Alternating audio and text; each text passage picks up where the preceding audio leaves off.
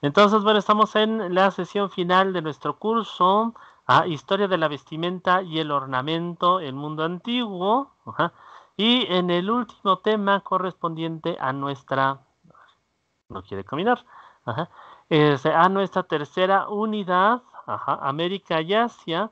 Entonces, hoy en día vamos a revisar el sentido suntuario de la vestimenta en Japón, ¿no? Pues déjenme ver aquí primero, bueno, como siempre, para contextualizar, entonces nos vamos un poquito sobre el universo japonés y algunas observaciones generales que hace la gente, ¿no? Los académicos sobre este país. Entonces nos comentan Japón guías visuales. Entonces es un pequeño texto que saqué de ahí de una introducción turística. Aunque pocas personas en el mundo moderno escapan a su influencia en ideas, cultura o economía, Japón sigue siendo un enigma irresoluble para muchos. Occidentalizado pero distinto a Occidente, parte de Asia pero claramente diferente de las sociedades asiáticas, Japón es un país con una capacidad de adaptación única donde la tradición y la modernidad constituyen una unidad indisoluble, ¿no? Entonces, bueno, lo que salta a la vista en un primer momento sobre Japón, es su disposición insular. Entonces está separado del resto del continente asiático y esto va a imponer una condición bien especial, ¿no? Entonces las formas de la cultura, de cómo se han desarrollado en el país, van a alcanzar una forma característica, una forma bien distintiva, eh, precisamente porque el país se encuentra pues naturalmente aislado. Existe un cierto, podríamos denominarlo así, un cierto puente de pequeñas islas que comunica por el sur a Japón con el territorio de Corea del Sur y por el norte tiene frontera con Rusia en un pequeño estrecho, pero podríamos decir que debido a las condiciones del lugar, las tormentas, los monzones, cierta distancia con la tierra firme, pues desde hace milenios los japoneses han podido mantener desarrollando las formas de su cultura de una manera muy individualista, de una manera muy distintiva, ¿no? Incluso en el mundo moderno, a pesar de que es uno de los países más tecnologizados, más avanzados en la cuestión del desarrollo científico, por el otro lado ha logrado mantener casi intactas la mayor parte de sus expresiones artísticas y culturales tradicionales. Entonces, la religión del Japón sigue siendo, bueno, la oficial sigue siendo el Shinto, que es la más antigua, un tipo de culto politeísta que ha prevalecido desde los primeros tiempos en la isla, aunque tolera perfectamente la introducción de otro tipo de pensamientos. La filosofía del continente, como el budismo, el confucianismo, ha llegado también a establecerse en el territorio en un cierto espacio de armonía con las creencias tradicionales, ¿no? Entonces, en este aspecto, el mundo, ¿cómo podríamos decirlo? No podemos decir que en verdad Japón está exento de las influencias externas, pero sí podemos decir que precisamente por esta forma de vida particularista, ha logrado mantener la mayor parte de sus tradiciones antiguas, ¿no? El clima en la isla tiende a variar. Las islas del sur son un tanto más cálidas, más húmedas, y sobre todo mientras estas islas más se acercan, o mejor dicho, se hunden en el Pacífico. Por el otro lado, el norte tiende a ser frío y de hecho en invierno, poco más de la mitad del país puede estar nevado, ¿no? Entonces es una tierra también que tiene hasta cierto punto, ¿no? También una variedad de climas bastante importante, desde lo tropical a lo frío. Zonas considerablemente secas, tórridas, no las vamos a encontrar porque precisamente su situación insular genera una humedad importante que mantiene al país bastante fresco la mayor parte del año. En algunas de las regiones, sobre todo en el sur, La temperatura en los veranos puede llegar a alcanzar unos 30-35 grados centígrados, extraordinariamente 40, pero precisamente es en el momento en el que se desatan los monzones, las grandes lluvias, que ayudan a equilibrar la temperatura del país. Entonces podemos decir que en general el clima es bastante templado, y esto también favorece la ocupación de árboles de hoja caduca y también de bosques de pinares en la mayor parte del territorio, ¿no? Entonces decimos, es un clima bastante favorable, muy bueno, y en este aspecto la gente sobre todo va a predominar el uso de la vestimenta bastante abrigada, ¿no? Entonces decimos, tiende a ser cálido en los veranos, pero pronto comienzan las lluvias y las temperaturas se atemperan.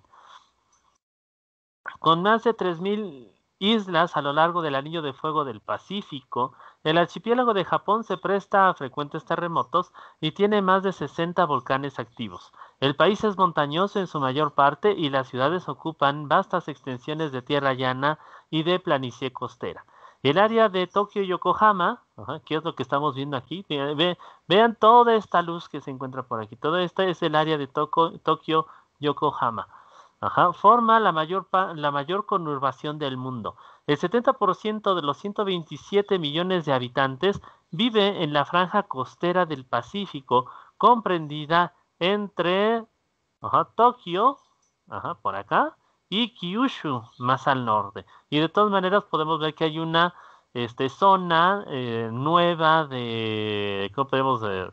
De urbanizaciones también en el norte del país. Entonces tenemos por lo menos cuatro grandes islas que conforman este conjunto, pero adicionalmente que no las vemos, tenemos alrededor de 3.000 islas distribuidas en toda esta región, ¿no? Entonces, no solamente tenemos una cultura insular en el sentido de estos grandes núcleos de territorio, sino que también tradicionalmente ha sido muy común el traslado de los japoneses por mar a los diferentes cuerpos que configuran este amplio acantilado, ¿no? Entonces también podemos ver que dentro de la propia sociedad japonesa, dentro del propio territorio, hay ciertas zonas que no pueden comunicarse tan fácilmente las unas con las otras, y esto da pie a una cierta identificación, ¿no? De cada japonés con el folclore de su propio territorio. Entonces, podemos decir, ¿no? El país en sí está comunicado sobre todo por los electrónicos, por las vías de comunicación que se han montado en los últimos siglos, pero la mayor parte de él sigue sosteniendo este modo de vida. Entonces, en este aspecto también Japón es una sociedad ampliamente volcada hacia el mar, ¿no? Entonces, por un lado, la mayor parte de sus cultivos, el arroz, por ejemplo, requieren de una generosa cantidad de agua. Entonces, este contacto con lo líquido, con lo fluido, es, podríamos decirlo, sempiterno para los japoneses. Y por el otro lado, también el complemento de su dieta, el pescado, diversos tipos de mariscos, son extraídos de las aguas adyacentes, ¿no? Entonces, hay una relación de dependencia muy fuerte de los japoneses con el mar, y eso es lo que le da al país su especial toque, ¿no? Entonces podríamos decir que es un país marítimo. La mayor parte, bueno, su forma de vida es una forma es una vida de navegantes, de pescadores, de gente acostumbrada a esta vida en medio de los cuerpos de agua. Los gajos de tierra cultivable restantes se labran intensamente para obtener las mayores cosechas. La lluvia, porque cabe decir, la mayor parte del territorio japonés es montañoso. Entonces hay algunas regiones las que simplemente no se puede cultivar porque el territorio no permite la adaptación de los campos. La lluvia abundante, el deshielo de las cumbres nevadas y los lagos profundos favorecen el cultivo óptimo del arroz. En primavera, los japoneses constatan la diversidad geográfica del país gracias al seguimiento entusiasta por parte de los medios de comunicación del avance del Sakura Sensen, el frente de los cerezos en flor, desde las islas subtropicales de Okinawa al sur hasta la norteña isla de Hokkaido.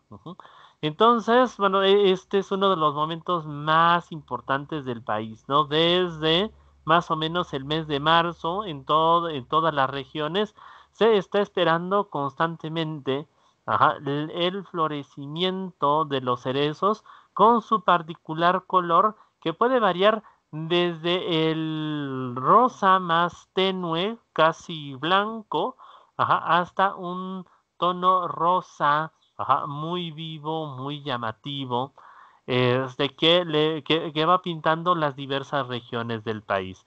Entonces, precisamente esto se realiza a través de un ciclo que puede durar bastantes meses, casi desde que inicia el deshielo de la primavera hasta más o menos los primeros días del verano, es que se da todo este ciclo bastante particular que llena de belleza al país, pero que también nos habla, ¿no? de, digamos, todas estas fluctuaciones, ¿no? que puede haber en un territorio tan largo, tan extenso, y que sobre todo, precisamente se distribuye en una dirección norte-sur, ¿no?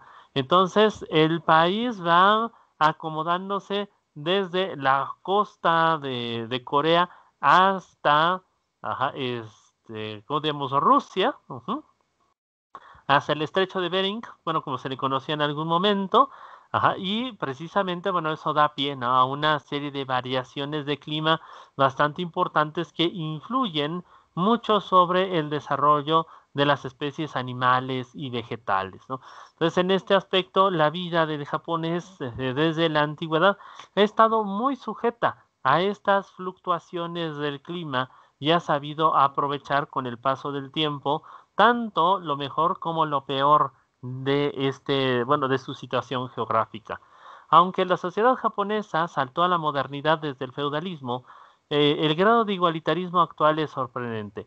La aristocracia y los títulos hereditarios se abolieron al término de la Segunda Guerra Mundial. Y los inmigrantes, bueno, esto tiene sus asegúnes porque la nobleza, la familia imperial todavía tiene un lugar importante en esta sociedad. Los integrantes de la familia imperial se casan con plebeyos a pesar de mantener una línea sucesoria ininterrumpida. La educación y el rango laboral definen la clase. La nueva élite está integrada por los empleados de los principales ministerios y de las grandes empresas, ¿no? Entonces, el orden social del Japón ha cambiado después de haber vivido durante mucho tiempo bajo la presión, bajo el dominio de una nobleza militar y también con un clero unido a la nobleza, precisamente la familia imperial. Entonces el país se pudo adaptar muy bien desde finales del siglo XIX a las nuevas dinámicas de la vida moderna.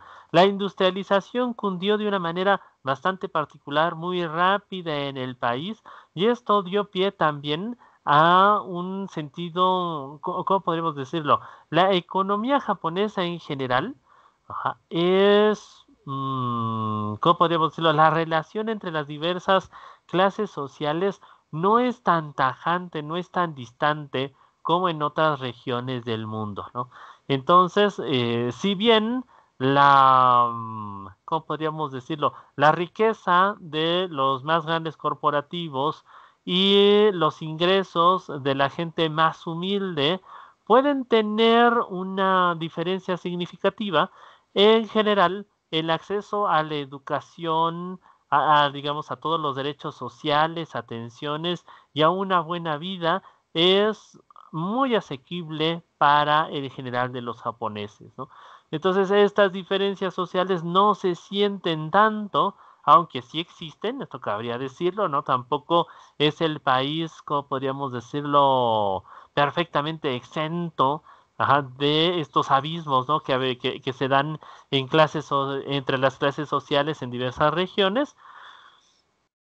pero igual que en algunos lugares de Europa, Ajá, muchas veces los funcionarios públicos, incluso los de más alto grado, no tienen mucho empacho de usar los transportes públicos, los servicios públicos en general, los hospitales, puesto que la exigencia de calidad en los diferentes servicios es tal que está asegurada para la mayor parte de la población, ¿no? Entonces, sí existen algunos servicios, podríamos decirlo, extraordinarios, ¿no? Sobre todo para gente rica, pero podemos decir que en general, digamos, estos lujos, ¿no? No son tan significativos, no son tan pesados como para que no puedan tener alguna versión de los mismos el resto de la población. Su aproximación a la religión es práctica, sincrética y politeísta, lo que no deja de sorprender a los forasteros. La religión es un instrumento para solicitar a los dioses el éxito en los negocios o en los exámenes escolares, la curación de enfermedades o un parto sin complicaciones. Es frecuente encontrar juntos altares budistas y shintoístas. Junto a estas dos doctrinas, el confucianismo está considerado una tercera religión no oficial. Sin embargo, más que una religión, se trata de un código moral. Entonces, durante la mayor parte de la historia, excepto el periodo nacionalista de finales del siglo XIX, inicios del XX, podemos decir que Japón ha sido bastante incluyente con otras sociedades, ¿no? Entonces el contacto con otras sociedades ha sido necesario porque muchos de los grandes avances que sostienen a la sociedad japonesa moderna han venido del exterior. Entonces, si bien hay importantes recursos minerales en general y naturales en el país, podemos decir que las industrias que se pueden sostener a través de estos recursos tuvieron que llegar del exterior. Entonces, por un lado, las ideas, el mundo intelectual y la academia vinieron de China con el confucianismo, con el budismo, como formas de religión, pero también como parte de todo un perfil cultural que incluía un conocimiento académico. También la industria del acero, el papel, la construcción, la propia agricultura tuvieron que ser traídas de Japón, de la India, de otros territorios para ser aprovechados en el país. Entonces el país tiene las condiciones para aprovechar al máximo la agricultura.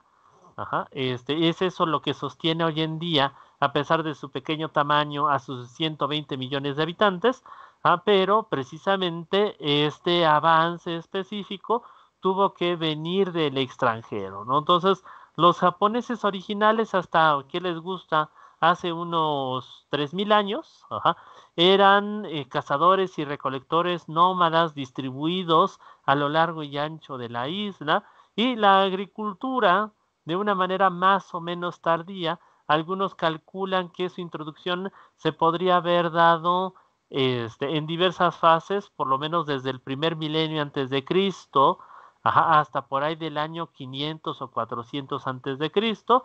Esto es relativizable, hay algunos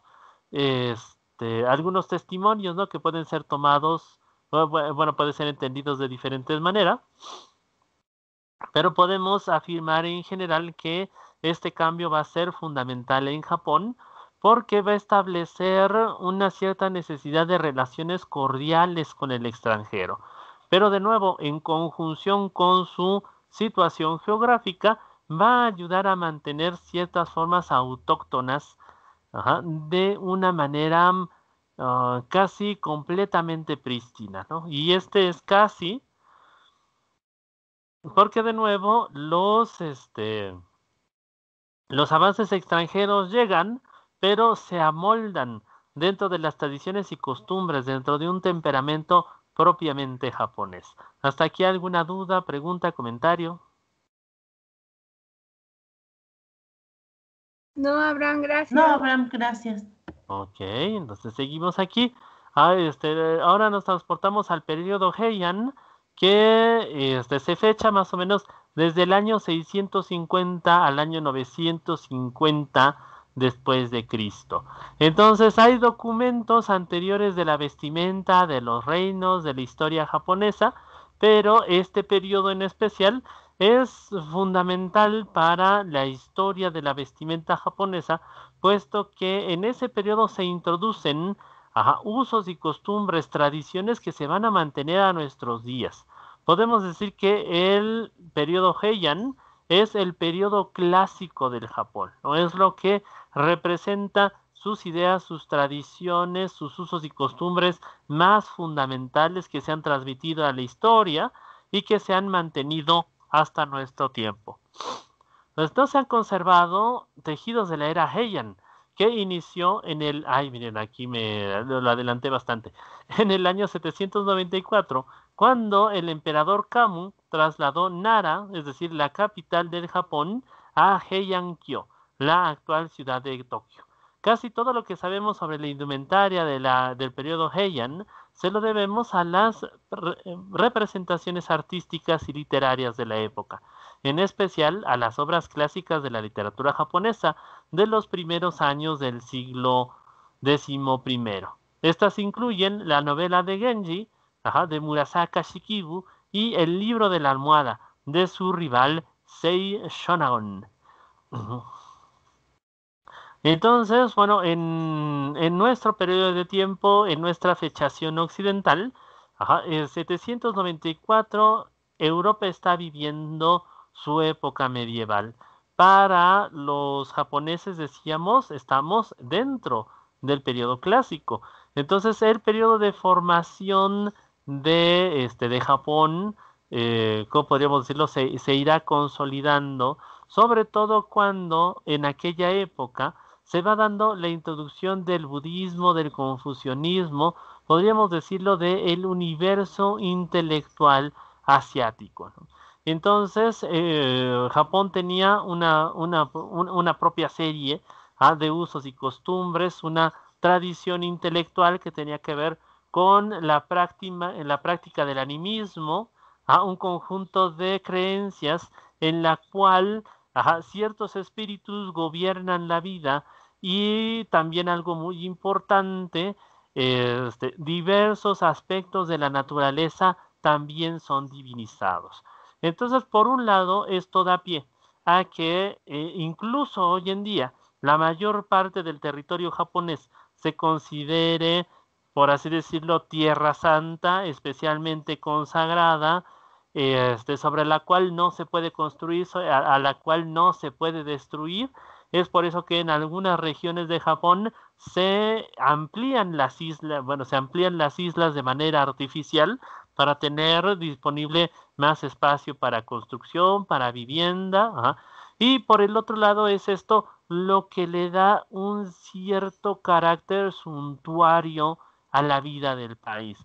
Entonces, los ríos, los bosques, las rocas, ciertos fenómenos naturales han sido históricamente divinizados y tienen sus propios santuarios, es decir, sus propios templos, algunos meros altares como los que nosotros conocemos, ¿no? Que se instalan en los puestos de los taxistas, por ejemplo, algunos otros santuarios, que son un circuito de templos muy complejos, que tienen un uso sacramental, pero ¿cómo podríamos decirlo, no? Casi no hay región en Japón en la que no podamos encontrar este tipo de santuarios, ¿no? Y por el otro lado, también con la introducción del budismo, que esto va a ser fundamental, van a, ¿cómo diríamos? La forma en que los japoneses se ponen en contacto con la vida, con el escenario y también la actitud que asumen interior, se va a convertir en algo, digamos, lleno de, en un ejercicio, para ponerlo en palabras más directas, la vida se va a convertir en un ejercicio de meditación constante. Entonces se encuentran en un medio naturalmente privilegiado, en una región habitada por dioses, pero también en el que el contacto con la vida se va a dar desde la meditación, desde una cierta, digamos, una intención de contemplación del mundo y de sincronización con el mismo, que precisamente vuelve cada momento de la vida en algo cargado de significado.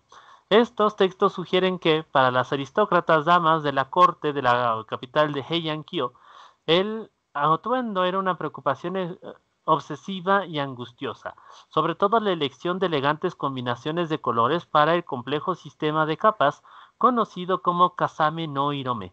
Ajá, entonces, el Kasame no Hirome, lo vamos a ir viendo más adelante, es un sistema de vestimenta en el cual las mujeres van combinando uno encima de otro, ajá, diversos, ¿cómo podríamos decirlo? Diversos abrigos, ¿no? Para, por un lado, configurar un diseño geométrico, con la transposición de las telas, pero también reforzarlo, enriquecerlo con el matizamiento, es decir, con el color específico de cada una de estas indumentarias. Entonces es una forma de vestimenta compleja, muy rebuscada, pero que en este aspecto también tenía todo un parámetro cultural para las mujeres de su época.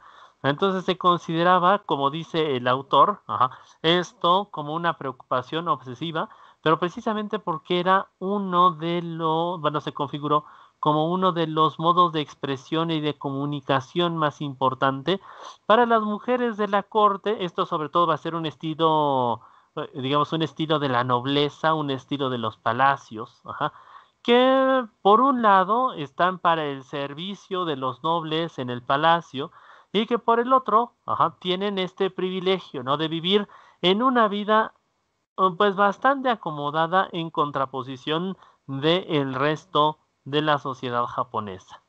Entonces aquí podemos ver el biombo de Primavera en el Palacio, una de las ilustraciones de la novela de Genji.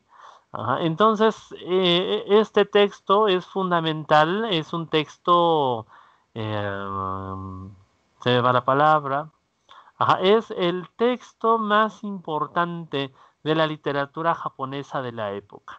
Básicamente es el relato, de la vida de un joven que busca amoríos, busca una relación con las cortesanas del palacio. Entonces, en medio de este tema que podría resultar bastante trivial, Genji se va encontrando con diferentes personajes, que representan los diferentes rangos, formas de pensamiento, intereses y sobre todo aproximaciones del mundo que existen dentro de los palacios de la nobleza de la época. Entonces, como en muchas partes del mundo, en ese momento también son las cortes, es decir, estas instalaciones en las que se reúnen los nobles alrededor de la monarquía para tomar decisiones, para gestionar los asuntos del país, donde se desarrolla la cultura japonesa.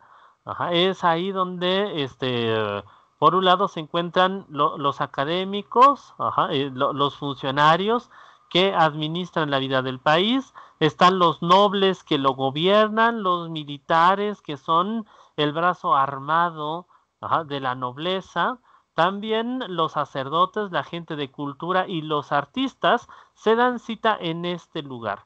Y adicionalmente también como parte del el mundo habitual de las cortes en aquella época, se da una educación artística a las mujeres en poesía, en diferentes tipos de artesanía, para que por un lado puedan entretener a la corte, pueden entretener a los hombres que asisten a estos lugares, pero por el otro lado también, van a desarrollar su imaginación, van a desarrollar toda una serie de códigos de comunicación con base en estos principios que van a hacer de la vida de las mujeres de la corte uno de los momentos más poéticos de la vida de Japón.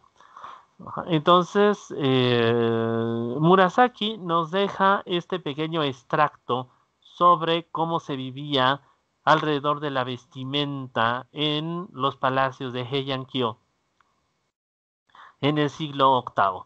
Ese día las mujeres se habían esforzado al máximo por vestir bien, pero quiso la suerte que dos de ellas mostrasen falta de gusto a la hora de escoger las combinaciones de colores para las mangas. Y al servir la comida, quedaron a la vista de los nobles y de los cortesanos más antiguos. Es decir, ellas iban sirviendo la comida, extendían las manos, y estos trajes con grandes mangas dejaban ver por debajo el conjunto de pliegues, el conjunto de vestidos que se encontraban, bueno, de los que se conformaba la indumentaria. Parece ser que después la dama Saisho y las demás se sintieron avergonzadas, pero no fue un error tan terrible, no fueron más que unas combinaciones bastante anodinas. Es decir, habían combinado la ropa sin pensarlo demasiado y en este aspecto, pues, digamos, suscitaron ciertas combinaciones de color, no exactamente de mal gusto, pero podríamos decirlo, tampoco eran maravillosas, tampoco era algo digno de ver. Entonces decíamos, estas cortesanas están dispuestas en estos espacios para el disfrute de los nobles, no algo necesariamente sexual, aunque se daba, pero sobre todo, ¿no? Había una idea de que siempre debían estar presentables, dispuestas al trato, y que sobre todo como estaban tratando con los grandes hombres de la época, pues debían también tener un cierto nivel de formación para poder relacionarse con ellos. Entonces, por un lado, lo sabemos por los propios relatos, ¿no? Este contacto entre hombres y mujeres no era algo exento de protocolo, algo muy cargado, algo hasta cierto punto difícil de llevar, pero por el otro lado, sobre todo, la mayor parte de ese contacto tenía que ver con ciertos gestos, con ciertas actitudes que, por un lado, configuraban el trato, como digamos, las cortesías diarias, pero también una serie de códigos que tenían que ir, que tenían que respetarse para ir dando pie a las relaciones de una manera pausada, de una manera tranquila y sobre todo contemplativa, ¿no? Entonces el hombre y la mujer se estaban viendo y todo digamos, toda la parafernalia, ¿no? Que entraba en funcionamiento en el momento de la relación, eran parte de códigos bien complejos, bien, digo, muy, muy elaborados, que permitían a la mujer, bueno, dentro de su condición, expresar sus intenciones o ir respondiendo a las pretensiones de los nobles, y por el otro lado también le permitía a los nobles ir desplegando su preparación cultural. El taoísmo y otras influencias chinas estaban en pleno auge durante este periodo. Y a principios del siglo IX, el budismo también empezó a extenderse por todo Japón. La indumentaria de la corte se copió del estilo chino de la dinastía Tang y las telas se importaban de China. Cuando se suspendieron las relaciones imperiales con China en el año 894, empezó a desarrollarse entre la élite un estilo muy japonés. Entonces, decíamos, durante grandes periodos de su historia, precisamente porque todo tenía que venir de fuera, la influencia de la moda extranjera, sobre todo de la moda china, fue muy patente en el territorio japonés. Pero en ciertos momentos, cuando Japón llegó a cerrar sus fronteras, a veces por intereses políticos, a veces por ciertas disyunciones que había tenido con otras naciones, a veces por cuestiones religiosas, específicamente por ahí del siglo, déjenme acordarme, del siglo XVI, Japón va a cerrar relaciones con la mayor parte del mundo por una serie de problemas que van a surgir cuando los españoles y portugueses empiezan a buscar conversos al cristianismo en la isla. Entonces esto es sentido en ese momento como una intromisión en lo más importante, en lo más íntimo de las tradiciones y costumbres de los japoneses, y se declara la expulsión de los españoles y portugueses, se proscribe el cristianismo y se cierra la mayor parte de las fronteras, ¿no? Pero digamos, esta es una situación extraordinaria la mayor parte de las veces, porque se sabía, digamos, históricamente, que todos los avances tecnológicos, todos los avances intelectuales habían llegado de fuera del país. Entonces se había mantenido históricamente a una necesidad de reafirmar ese contacto, ¿no? Entonces, la prenda prototípica, ajá, de la vestimenta, bueno, de la indumentaria japonesa de la época Heian, la podemos encontrar en, bueno, a la izquierda de esta imagen, ¿no? Entonces tenemos un kosode, que es un tipo de prenda bastante parecido al kimono, es su predecesor, ajá, compuesto de una serie de lienzos, que se disponen a modo de túnica. Entonces, en la espalda de esta prenda tenemos un solo lienzo. Ajá. Por frente tenemos dos lienzos que cierran en conjunto y que hacen el modo de solapas para que esto se pueda sujetar al cuerpo, ¿no? Las mangas, también cabe decirlo, normalmente se adhieren en pequeños lienzos accesorios. Entonces, no se corta la tela para generar estas mangas, ajá, que estamos viendo aquí, sino que más bien se adhieren con pequeñas puntadas estos lienzos digamos, a la prenda, y entonces esto da una apariencia bastante sólida, bastante amplia, podríamos decir acolchonada a la vestimenta, pero también cabe decirlo, no solamente se usa un kosode sobre la ropa, sino que bueno, se usan varias capas interiores para darle más vuelo a la vestimenta. Entonces es esto lo que le da bueno, hace más difícil el movimiento de estas mujeres.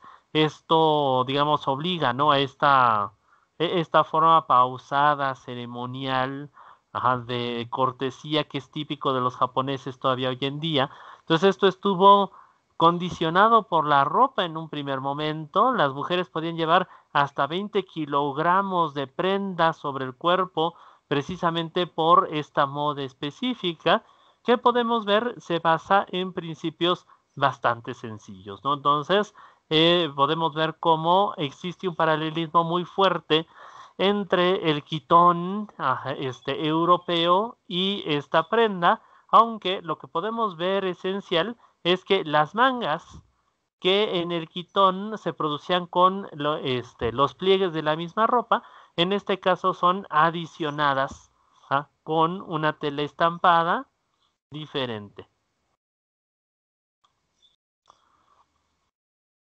Entonces aquí podemos ver una pequeña muestra, más adelante platicaremos sobre esto. Entonces podemos ver dos pequeñas muestras de la vestimenta Heian. Entonces lo particular de la vestimenta Heian es lo que decíamos, su fuerte carácter suntuario, ¿no? Entonces podemos ver está compuesto de diferentes capas de tela, algunas estampadas, algunas monócromas, que se enciman una sobre la otra para crear un diseño muy geométrico sobre la mujer. Podríamos decir que en este aspecto el cuerpo de la mujer queda completamente subordinado, ¿no? Casi casi borrado debajo de las telas. Entonces esto es típico de la moda del periodo, y posteriormente lo vamos a ver también muy reproducido en las artesanías tradicionales del Japón, ¿no? Entonces es una forma, ¿cómo podríamos decirlo, no? En este aspecto, digamos, en contraparte de otras regiones del mundo, podemos ver que en la moda japonesa existe una pretensión de borrar, las características, borrar las curvas del cuerpo femenino y de someterlo a ¿cómo podríamos decirlo? A un esquema geométrico, ¿no? En el caso del kimono, que no lo vamos a ver ahorita, pero básicamente todas estas capas y capas de tela, las grandes fajas, sirven para aplanar completamente el cuerpo femenino. Esto le da una forma en general de cilindro al cuerpo de la mujer, y en la vestimenta Heian podemos ver que esta disposición de telas y también la caída de las mangas sobre la vestimenta le da una forma cónica general. Entonces un tanto reavivada con el peinado, con los tocados, pero podemos decir que el cuerpo en sí se borra debajo de las telas. Entonces decíamos, algo propio de la indumentaria femenina japonesa.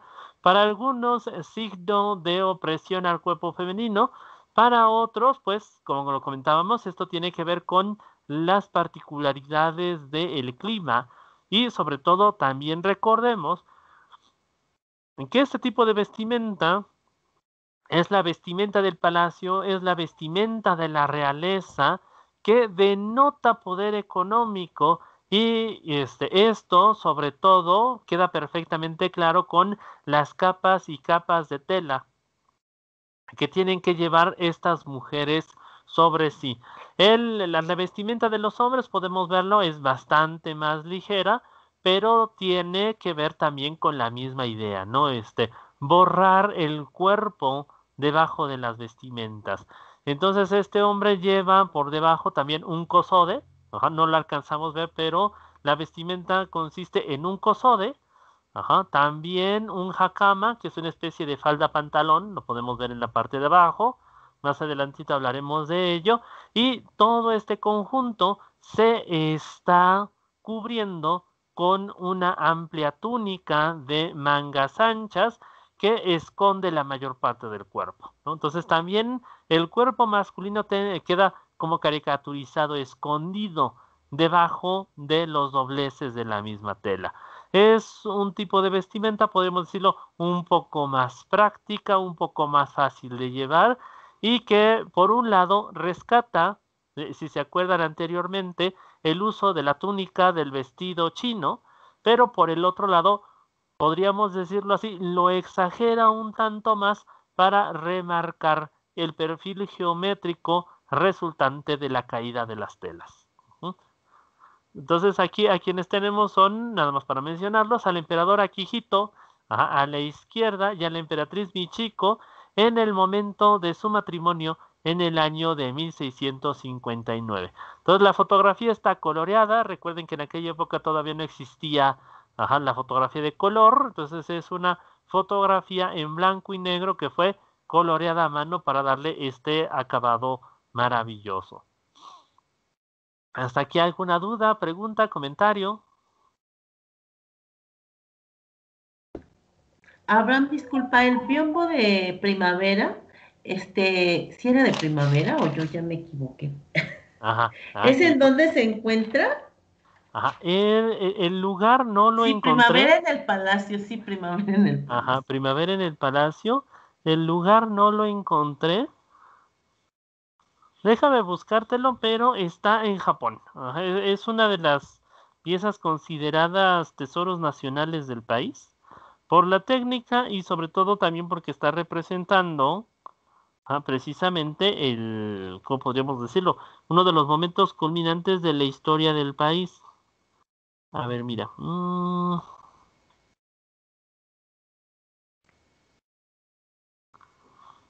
Minamoto Masaki, Kosodo, Clan.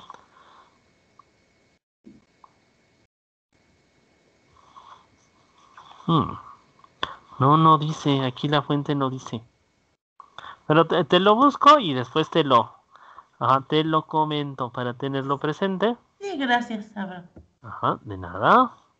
Y pueden buscar, aquí hay algo, yo escogí en parte, ¿no? Las ilustraciones más grandes, pero así como para complementar visualmente ¿cómo se llama? El Met, el Museum of Modern Art, en no es cierto. El MoMA es el Museo de Arte Moderno. El Met, entonces el Met de Nueva York tienen precisamente un catálogo muy importante de imágenes japonesas porque hace unos años tuvieron una exhibición en la que se mostraron unas piezas japonesas muy importantes, todas ellas alrededor de la estética, los autores y el momento de la novela de Genji. Ajá, entonces hicieron una exposición específicamente para esta, ¿cómo podríamos decirlo? Para esta novela, que decimos es ajá, la introducción, ¿no? A la gran literatura japonesa. Entonces ahí les dejo ese consejito. Entonces de aquí seguimos con la integración entre la indumentaria y el ambiente. Entonces podemos ver que esta cuestión de la ropa tenía que ver no solamente con la intención de lucir, no solamente con la intención de vestir, ¿no? Entonces decimos el clima japonés es bastante templado, hasta cierto punto muy amable. Ya en invierno es cuando se dan las más grandes diferencias de temperatura, donde el clima se hace más frío, un tanto más insoportable. Ahí sí podemos entender, ¿no? Que las mujeres tengan que usar tanta tela encima, pero por el otro lado, también esto a su vez tiene un carácter ideológico. Son ciertas ideas las que se están expresando a través de la vestimenta y vamos a conocer un poquito más de ellas, ¿no? Aunque se les negaba el acceso a la experiencia del conocimiento y el poder, también creaba una esfera separada de inclusión, en la que se cultivaban los ideales estéticos a un nivel extraordinario. Estas mujeres, muy competitivas, inmóviles, con mucho tiempo libre y a menudo frustradas, se potenciaban en el arte, en especial con la literatura.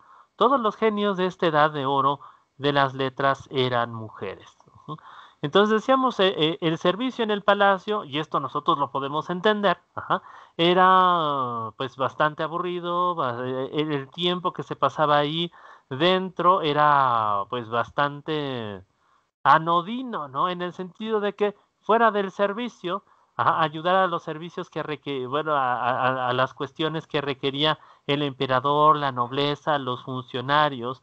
La mayor parte del tiempo, el trabajo, o mejor dicho, la condición de estas mujeres era bastante constante, bastante rutinaria, ¿no? Entonces, por un lado, habían muchas sirvientas en el palacio, precisamente para dar a entender que el emperador era poderoso. Por el otro lado, parte de estas mujeres también formaban parte del harén, eran las esposas reales, o, ¿cómo podríamos decirlo? Sirvientas particulares de algunas nobles, que a su vez, ¿no? También por los usos y costumbres, por la tradición japonesa, pues pasaban bastante tiempo en meditación, tranquilas, en retiro, encerradas dentro de sus habitaciones, ¿no? Entonces, así era la vida japonesa hace siglos y hasta cierto punto lo sigue siendo el día de hoy, ¿no? Entonces, Japón es es uno de los países que tiene a más ancianos y hombres maduros viviendo solos. Entonces esto de socializar en grandes fiestas, reuniones, históricamente no ha sido muy bien visto en Japón. O sea, de que lo hay, ¿no? Pero en general no es, digamos, este ambiente, digamos, como de pachanga, ¿no? Y tumulto que nos encanta a los mexicanos, no es algo que especialmente caracterice a la historia japonesa, ¿no? Pero en este aspecto, bueno, también podemos poner un tanto en entredicho esta idea de que a las mujeres se les negaba el acceso al poder, y también el acceso a la educación. Sobre todo porque si nos ponemos rígidos con la idea, podemos hacernos la gran pregunta, ¿y de dónde sacó la idea Murasaki Shikibu de escribir una novela? Entonces, que precisamente las mujeres estén entrenadas en aquella época para escribir literatura, significa que estas mujeres son sujetas de un estudio, que ellas vienen de un mundo académico, o por lo menos de un mundo de aprendizaje autodidacta. Y sobre todo, recordemos que la escritura japonesa primitiva, que se deriva directamente de la escritura china tradicional, requiere de un entrenamiento constante y bastante largo para aprenderse los por lo menos 4000 signos de escritura básicos para la expresión cotidiana.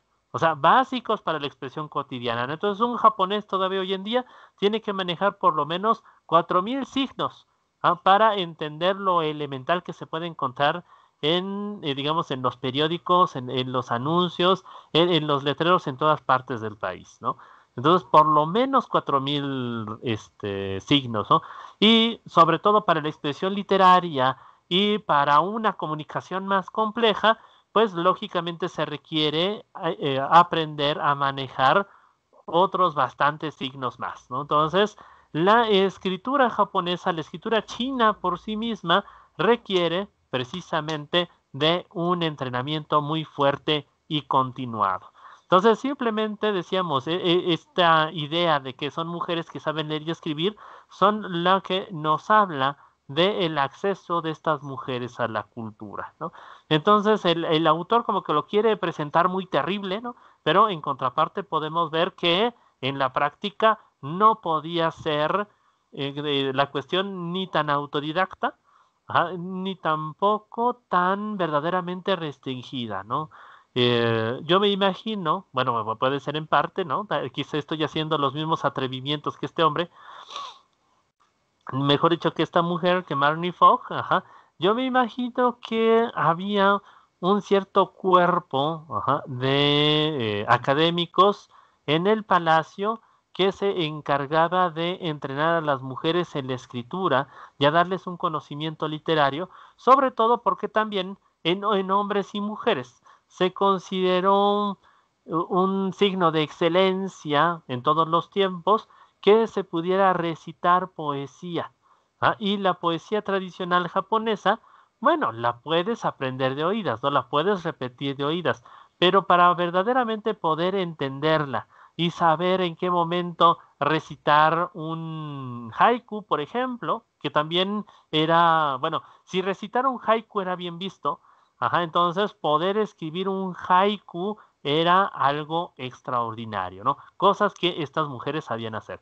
Entonces, bueno, decíamos, esto requería un entrenamiento bastante amplio en la escritura china, en los conocimientos tradicionales, y nos habla de las alturas culturales de estas mujeres, ¿no?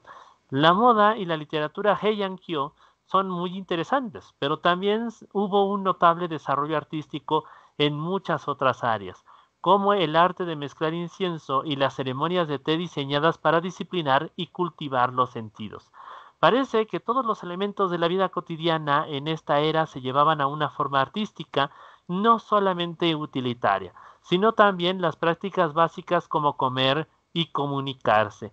Entonces, esta parsimonía de trato que conocemos hoy en día de los japoneses tiene que ver con, decíamos, la introducción del taoísmo, del budismo en la isla y también, sobre todo, con la vida en la corte, los lugares donde todos esos conocimientos finos y esas artesanías tenían lugar.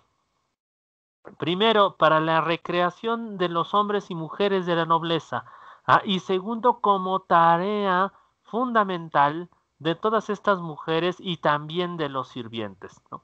Entonces, precisamente como estaban en contacto constante con lo más alto de la sociedad japonesa en ese momento, estas mujeres tenían que estar ampliamente preparadas, ¿no? Como posteriormente lo vamos a ver en el caso específico de las geishas, que no hablaremos de ellas hoy en día, pero cabe nombrarlo, ¿no? Las geishas no son, como mucha gente cree, simplemente prostitutas, son artistas a las que se las entrena en teatro, en representación, en diversas formas de arte tradicional, escritura, caligrafía, y que, bueno, sobre todo a través de una disciplina muy fuerte, se las convierte en arte vivo.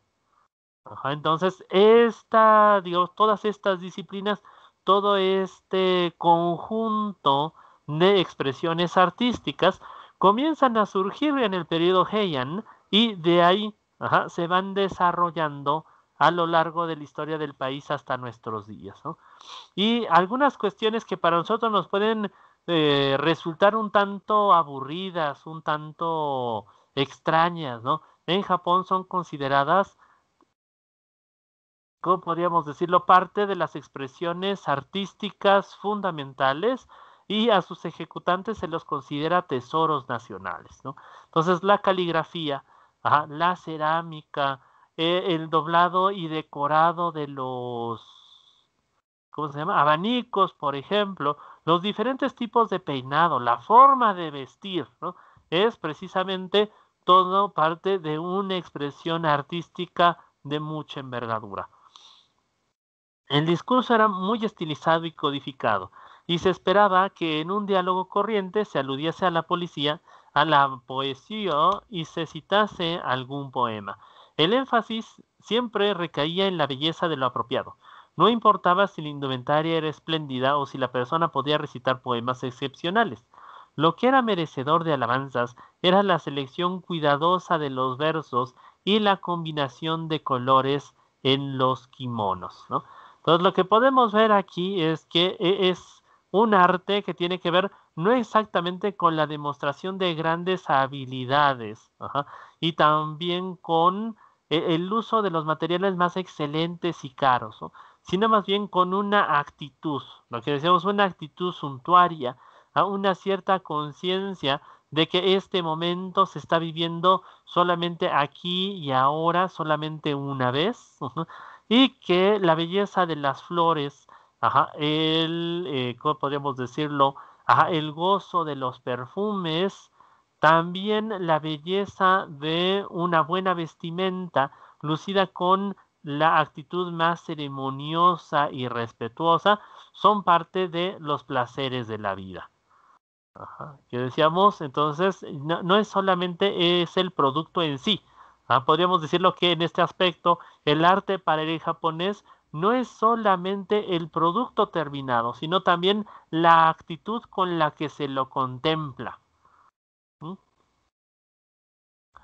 Tenían ciertas normas y convenciones muy, cientos de normas y convenciones muy estrictas que era obligado seguir.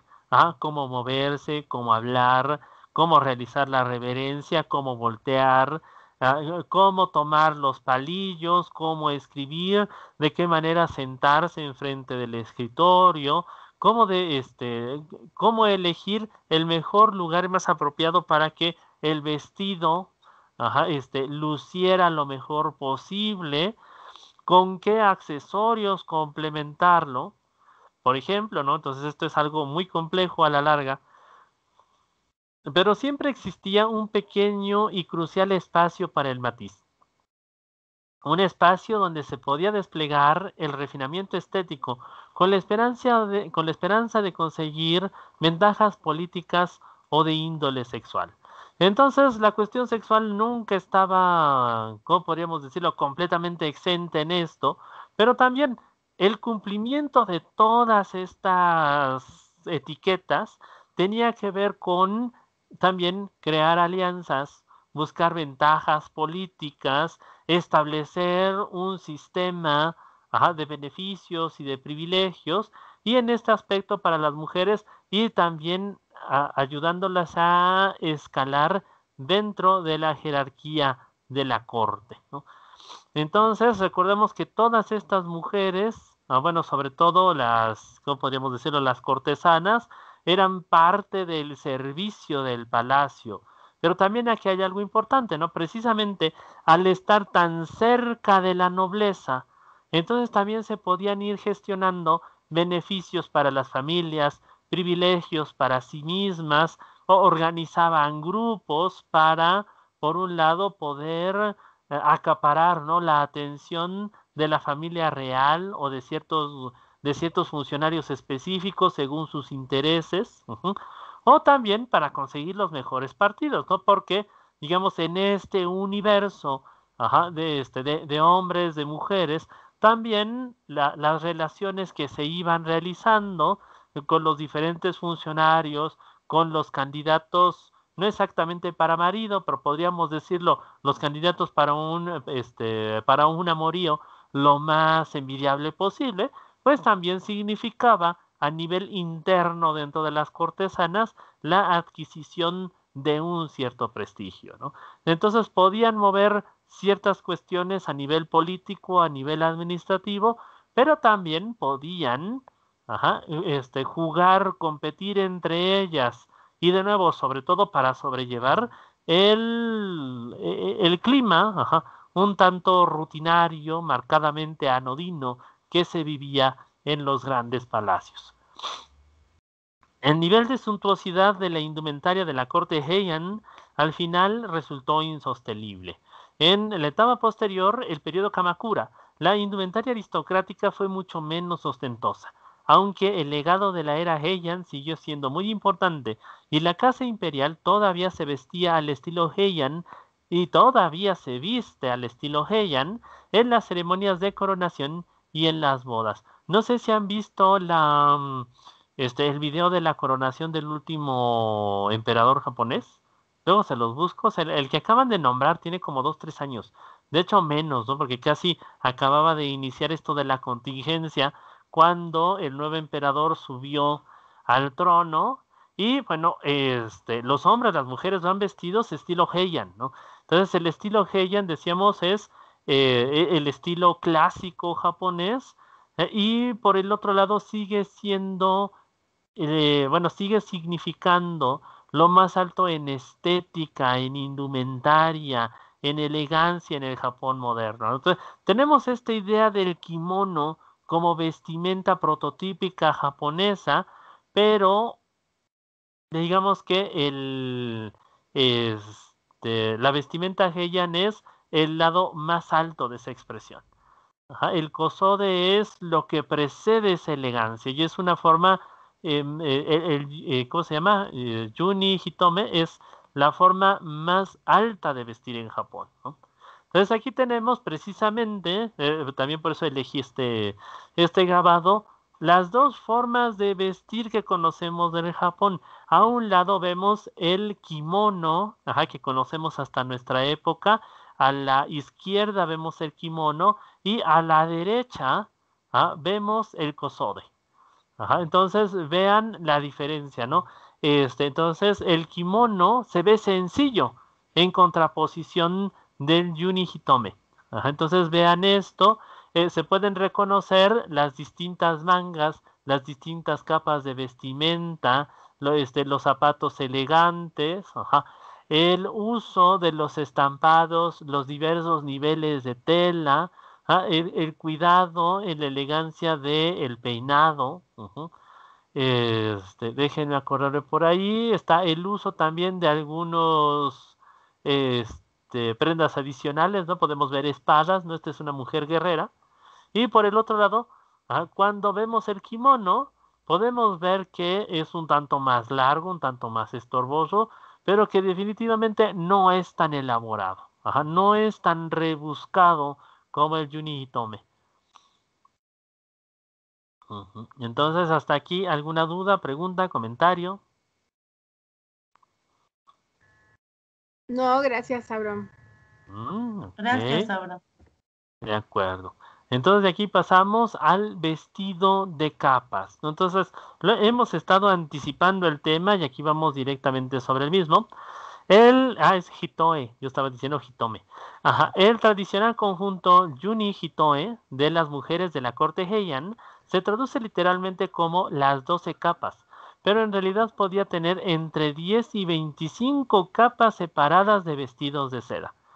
En algunas ocasiones las capas exteriores de la estructura del traje estaban bordadas o llevaban brocados, pero en realidad la atención se centraba en las combinaciones de colores seleccionadas en el sistema de capas Kasane no Hirome. Entonces no se alcanza a ver muy bien del todo, pero en la manga y sobre todo debajo de la solapa del primer manto es donde se puede apreciar los diferentes colores, los diferentes niveles del Yuni Hitoe. Entonces, veanla aquí. Entonces vemos rosa, rojo, blanco, verde, naranja, por ahí, bueno, incluso podemos ver una pieza interior morada. Ajá. El brocado lo tenemos, no, aquí no tenemos brocado, tenemos estampado, ¿no? Podemos ver el estampado de la prenda. Entonces decíamos, el perfil general que se obtiene en esta prenda es bastante geométrico, hay muchas curvas, muchos pliegues, pero sobre todo eso sirve para que a modo de abanico, precisamente los colores, por la forma en la que están dispuestos y también por la forma en que los diferentes vestidos caen unos sobre los otros, crean estos diseños coloridos de prendas. Y también es eso lo que le da su particular estética a estas vestimentas, ¿no? Entonces, podemos verlo mejor desarrollado en la mujer de enfrente que en la mujer de detrás. Es decir, que el Yunihitoe de la mujer de atrás es un tanto más sencillo, no está tan, ¿cómo podríamos decirlo?, tan intencionalmente sobrecargado. Y en este aspecto, el de la mujer, podríamos decirlo, la princesa, puede lucir bastante bien esta intención, ¿no? Se ponían vestidos de seda de un solo color, en diferentes tonos, uno encima de otro. Por lo general, los tonos más claros arriba y el tono se iba oscureciendo hasta llegar a la capa interior. Por lo general, porque también, dependiendo de la época, dependiendo de la intención, podían intercalarse algunas capas oscuras para crear nuevos efectos. Cada capa estaba realizada en una gasa fina y translúcida, denominada usumono, y los colores se confeccionaban con cuidado, se seleccionaban con cuidado según la estación. Entonces veíamos el escenario japonés, ¿no? Entonces simplemente llega el momento en que el escenario se pinta de rosa y entonces pues no vas a salir a la calle con cualquier cosa, ¿no? Tienes que hacer juego con los árboles de cerezo que están floreciendo fuera, ¿no? Y en la distinta época, las distintas estaciones, pues se tienen que estar haciendo ajustes sobre la vestimenta. Entonces aquí es donde podemos entender, por un lado, que estas mujeres debían tener disponibles muchos cosodes para poder realizar este juego. Y por el otro lado, que precisamente su estatura social, su estatura económica estaba anunciada plenamente por la vestimenta. Cada capa, esto ya lo vimos, también había códigos estrictos que reafirmaban la rígida jerarquía social, con reglas específicas para las combinaciones de colores según la edad, la clase social y el rango imperial. Entonces, bueno, desafortunadamente no pude conseguir la información completa en estos aspectos. Hoy en día es más fácil conseguir información sobre los kimonos porque es lo que todos vemos, lo que todos conocemos de Japón, lo que siempre se comenta, lo más difundido, pero sobre todo hay que tener esto en cuenta, ¿no? La vestimenta no solamente tiene usos plenamente prácticos, ¿no? De cobertura, de protección, sino que también en este caso es parte de todo un universo de jerarquías dentro del Japón medieval y por el otro lado también esto denota la jerarquía de las mujeres dentro de la corte o dentro de la sociedad, ¿no? Entonces es aquí donde precisamente la mujer tiene que poner su forma de vestir en concordancia con los intereses, con la política y con el universo cultural del momento, ¿no? Entonces, con más razón, aquí vestir es parte de todo un arte, ¿no? Y sobre todo, bueno, si contraponemos estas prácticas con nuestra práctica moderna de usar, no sé, una chaqueta, una blusa, un pantalón, una falda y unos zapatos, y todavía no hay hombres, hay mujeres que se complican con eso, podemos ver que el COSODE es digamos, el nivel más alto de esa expresión, ¿no? Lo que decíamos, porque sobre todo tiene que ver con toda una vida muy rica, muy artística, muy sofisticada que se desarrolla en las cortes. Aquí, bueno, la fotografía ya no la tenemos coloreada, pero nos sigue siendo tremendamente reveladora Tenemos a la emperatriz Kōjun llevando un Yuni Hitoe para su coronación en el año de 1926, ¿no? Entonces, este perfil de muñeca, este perfil sólido, ¿no? Que da la tela, está un tanto, sobre todo potenciado, ¿no? Precisamente por el lucimiento de las telas, de los brocados, de los diferentes colores elegidos a propósito para enaltecer la prenda y a través de eso también honrar la figura femenina. Entonces la estructura de capas formaba una matizada interacción de colores en la que los vestidos interiores brillaban a través de los otros y creaban nuevos colores compuestos que aludían a fenómenos naturales efímeros. Por ejemplo, la seda roja a través a través del blanco translúcido era un ciruelo en flor, mientras que el violeta claro debajo del blanco era un cerezo en flor. Entonces, lo que decíamos, toda esta selección de telas, toda esta selección de implementos tenía que ver con la expresión de ciertas ideas. Entonces, a través de la prenda, las mujeres comunicaban ciertos mensajes entre sí, algunos bastante prácticos, en qué estación estamos, cuál va a ser ¿cómo podríamos decirlo? El espíritu del día de hoy, que va, cómo se va a mover el día, pero por el otro lado también era una forma de buscar un impacto, una influencia sobre los demás. Entonces las prendas se convierten en parte de todo un sistema de persuasión, ¿no? Entonces las mujeres están comunicando, están mostrándose de cierta manera y también están, digamos, recreando su inteligencia, su cultura a través de estas elecciones.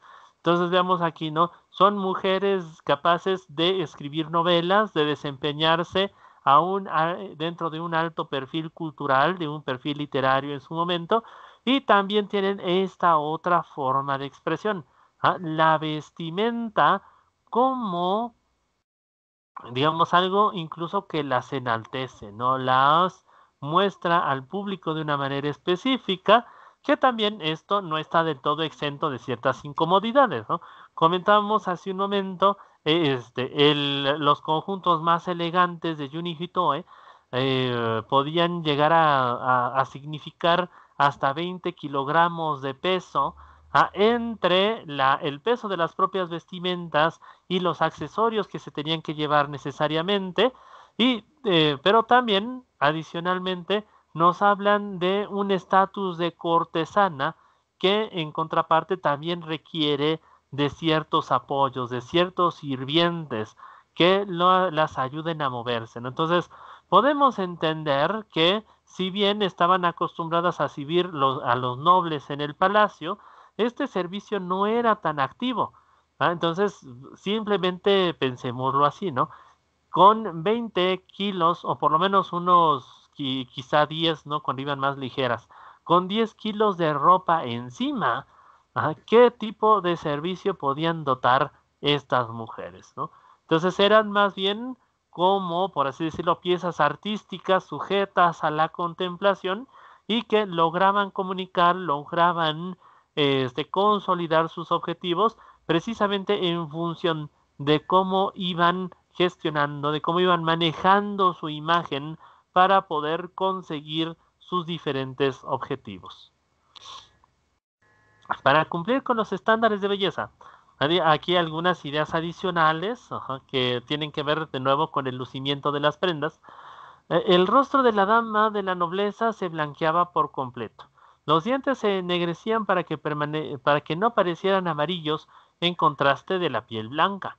El ideal de belleza era una nariz fina, ojos rasgados, una boca pequeña pintada en rojo intenso. Cuanto más largo y negro fuera el cabello, mejor. Entonces aquí sí vamos a ver una importancia muy grande del cabello lacio por sí mismo. Entonces decíamos que pensar que los egipcios, bueno, las mujeres egipcias eran lacias, era más bien un equívoco que tenía que ver con el estilo de la representación.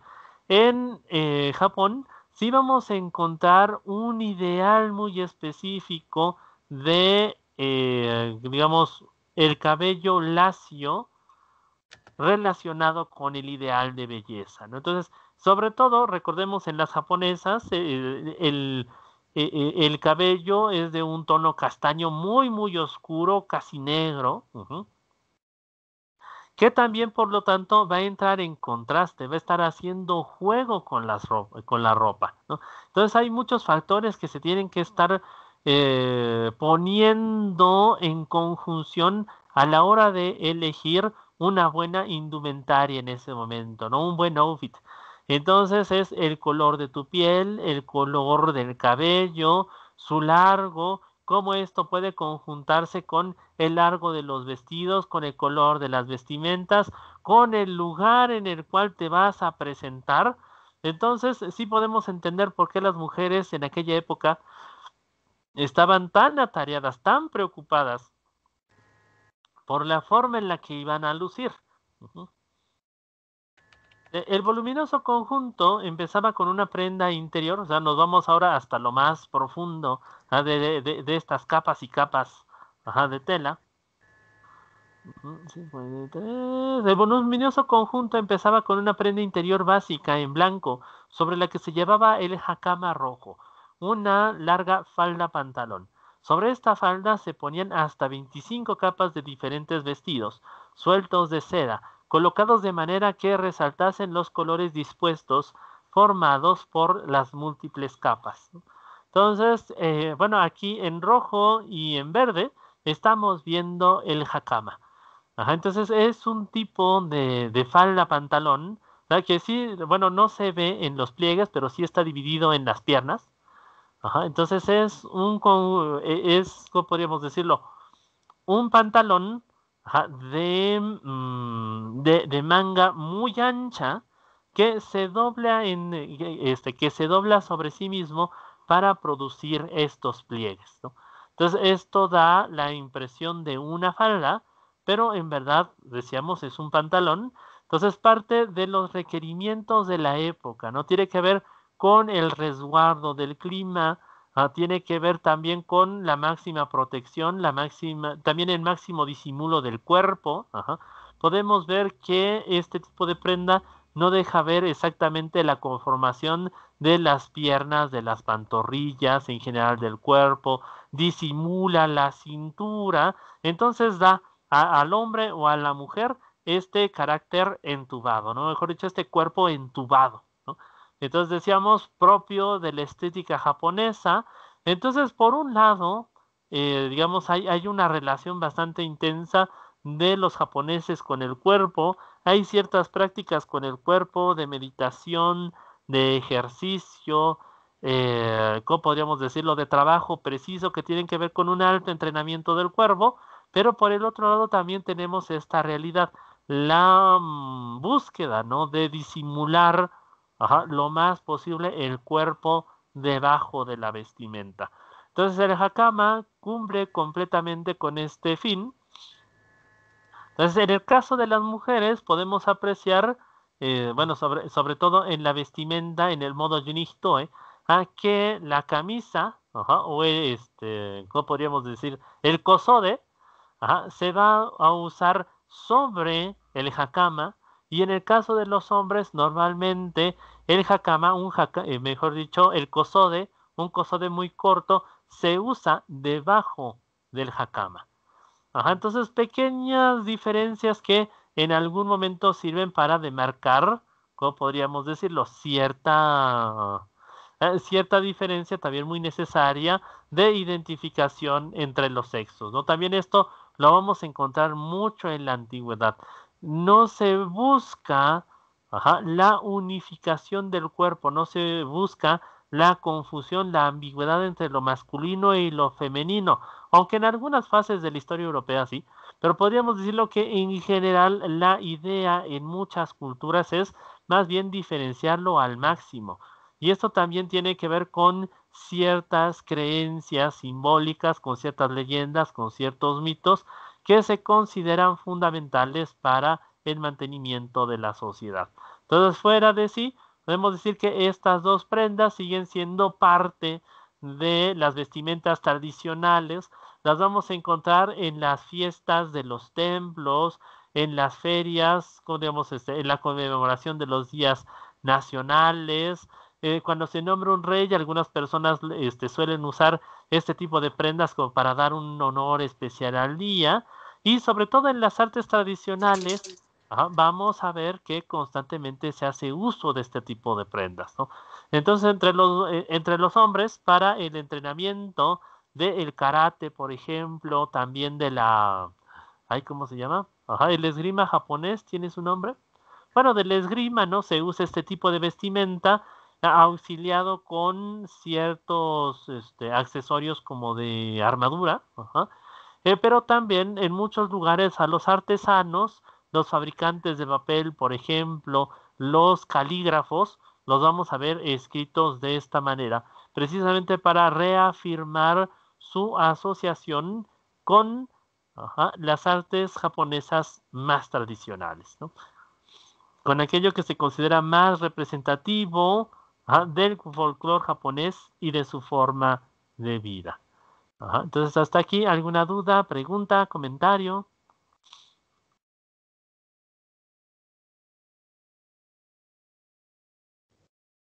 No, Abraham, gracias. Entonces, a ver, veamos por ahí. Amanda, Ana.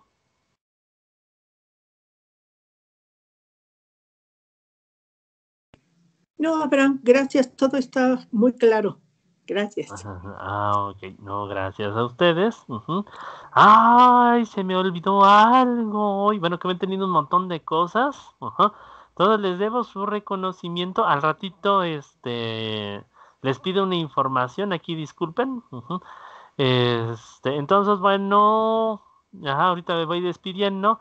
Entonces, muchas gracias por su colaboración, por